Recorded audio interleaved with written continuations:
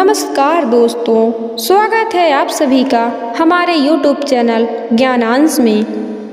दोस्तों, यदि जीवन में खुश रहना है तो इन बातों को ध्यान में अवश्य रखिए।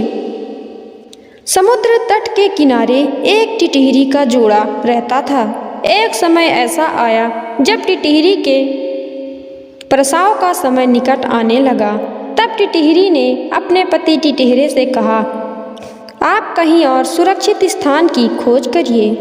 इस पर टिटहरे ने कहा, यहाँ पर सभी स्थान सुरक्षित हैं, तुम चिंता ना करो। तब टिटहरी ने कहा, जब समुद्र में ज्वार भाटा आता है तो उस ज्वार भाटे से उठी लहरें एक हाथी को भी खींच ले जाती है। इसीलिए हमें दूसरे सुरक्षित स्थान पर चले जाना चाहिए। तब टिटहरे ने कहा कि समुद्र में इतनी हिम्मत नहीं है कि वह मेरी संतान को हानि पहुंचा सके। समुद्र मुझसे डरता है, इसीलिए तुम बिना किसी चिंता एवं भय के अंडे इसी स्थान पर दे दो। टिटहरे की यह सब बात समुद्र ने सुन ली। समुद्र ने सोचा, यह टिटहरा बहुत घमंडी है, इसी कारण यह आसमान की तरफ अपनी टांगें करके सोता है कि आसमान को गिरने से यह बचा लेगा। इसका घमंड तो नष्ट होना ही चाहिए। यह सोचकर समुद्र ने ज्वार आने पर टिटहिरी के अंडे को समुद्र की लहरों के साथ बहा दिया। टिटहिरी ने जब अंडों को लहरों के साथ बहते हुए देखा तो उसने रोते हुए टिटहरे से कहा, हे मूर्ख, मैंने पहले ही कहा था कि समुद्र की लहरें मेरे अंडों को बहा ले जाएंगी, किंतु अपने घमंड के कारण मेरी बातों को नज़रअंदाज कर दिया। अपने प्रियजनों की बातों पर जो अमल नहीं करता उसकी दुर्गति होती है। इसके अलावा बुद्धिमानों में भी वही बुद्धिमान सफल होते हैं जो विपत्ति आने से पहले ही उसका हल सोच लेते हैं एवं जिसकी बुद्धि तुरंत ही अपनी रक्षा का उपाय सोच लेती है। जो होगा देखा जाएगा, ऐसा कहने वाले लोग जल्दी ही नष्ट हो जाते हैं। टिटहरी की बातें सुनकर टिटहरे ने कहा, मैं औरों की तरह मूर्ख एवं आलसी नहीं हूँ, मेरी बुद्धि की ताकत देखती जाओ। मैं अपनी चोंच में पानी भरकर समुद्र को सुखा दूंगा। तब टिटहरी ने कहा, समुद्र के साथ आपका बैर आपके लिए अच्छा नहीं है तथा इस विशाल समुद्र पर क्रोधित होने से कोई लाभ नहीं है। अपनी शक्तियों को देखकर ही हमें किसी से बैर करना चाहिए, नहीं तो जिस प्रकार अग्नि से पतंग जलकर राख हो जाती है, उसी प्रकार समुद्र से दुश्मनी आपके लिए अच्छी नहीं है।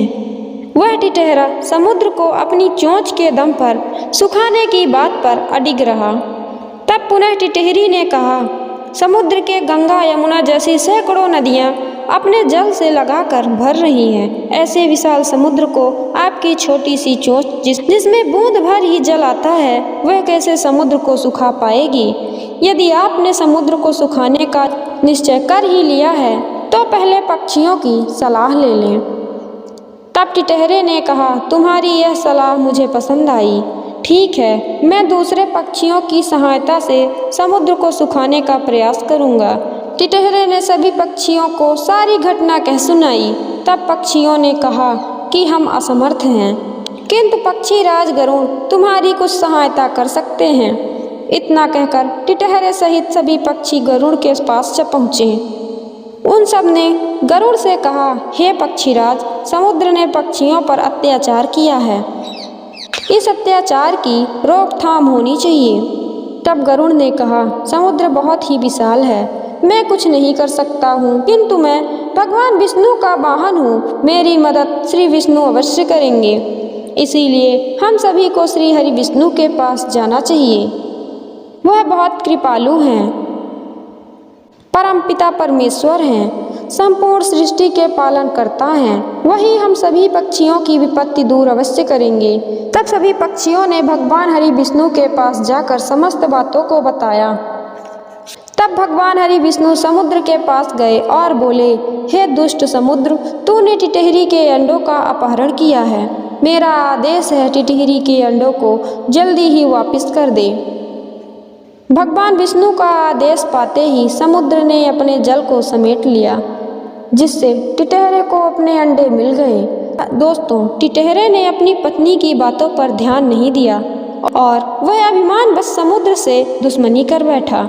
इस पर गलती टिटहरे की थी, लेकिन समुद्र द्वारा कार्य से टिटहरी जो एक माँ थी, उसके अंडे अर्थात बच्चों को और टिटहरी को दुख मिला। इसीलिए समुद्र और टिटहरा ने भगवान विष्णु से क्षमा याचना किया और भगवान तो बड़े दयालु हैं, उन्होंने उन दोनों समुद्र और टिटहरा को क्षमा कर दिया। दोस्तों, अभिमानी का सर हमेशा नीचे होता है। दोस्तों, नारायण के पैर पकड़ लीजिए, भगवान नारायण सभी दुखों से मुक्त कर देंगे, मोक्ष के द्वार खुल जाएंगे। जय श्री कृष्ण। तो दोस्तों, अगर आपको ये वीडियो पसंद आई हो तो वीडियो को लाइक एवं चैनल को सब्सक्राइब जरूर करें।